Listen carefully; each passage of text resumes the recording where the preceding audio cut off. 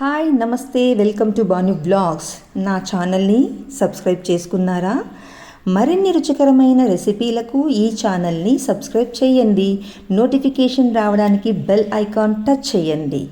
ఈరోజు మన recipe veggies eggs omelette. ఇక తయారు చేసేసుకుందాం. 3 ఎగ్స్ తీసుకుందాం. వాటిని బ్రేక్ చేసుకొని ఒక చిటికెడు సాల్ట్ వేసుకొని బాగా బీట్ చేసుకుందాం. ఇప్పుడు 3 పచ్చిమిర్చి ముక్కలు, 25 గ్రాముల క్యారెట్ తురుము, 25 గ్రాముల క్యాప్సికమ్ ముక్కలు, కావలసినంత కొత్తిమీర, ఒక చిన్న టొమాటో ముక్కలు, ఒక చిన్ని ఉల్లిగడ్డ ముక్కలుగా కట్ చేసుకొని ఉంచుకుందాం. ఇప్పుడు ప్యాన్ పెట్టి ఆయిల్ అప్లై చేసుకొని బీట్ చేసి పెట్టుకున్న మిశ్రమాన్ని ప్యాన్ పైన పోసేసుకుందాం. ఈ రెసిపీ అయ్యేంత వరకు స్టవ్ లో ఫ్లేమ్లోనే ఉండాలి. ఇప్పుడు కట్ చేసుకున్న ఆనియన్ ముక్కల్ని చక్కగా సర్దేసుకొని క్యాప్సికమ్ ముక్కల్ని సర్దేసుకుందాం. గ్రీన్ చిల్లీస్ని కూడా ఈక్వల్గా స్ప్రెడ్ చేసేసుకుందాం. ఇప్పుడు టొమాటో ముక్కల్ని కూడా ఈ ముక్కలన్నిటినీ చక్కగా చేత్తోనే స్ప్రెడ్ చేసుకుందామండి. బాగా ఈక్వల్గా పడుతుంది. క్యారెట్ తురుగుని సర్దేసుకుందాం. అలాగే కొత్తిమీరని స్ప్రింకిల్ చేసేసుకుందాం. ఆల్రెడీ మనం సాల్ట్ కొంచెము బీట్ చేసుకున్నప్పుడు వేసుకున్నాం కాబట్టి ఇప్పుడు ఒక హాఫ్ స్పూన్ని చేత్తో స్ప్రింకిల్ చేసుకోండి.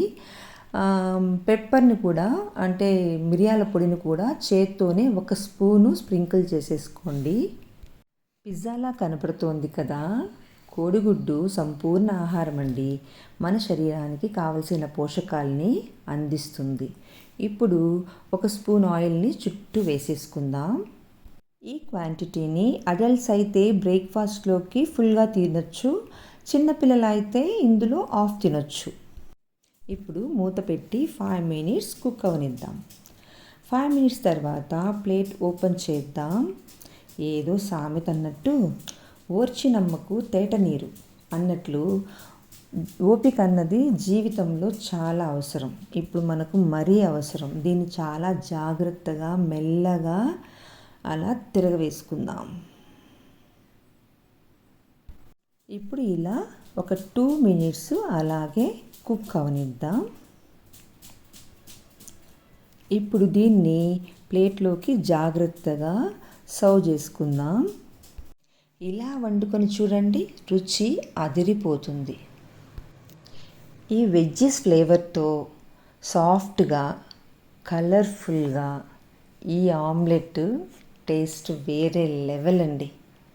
సూపర్గా ఉంది. Thank you for watching.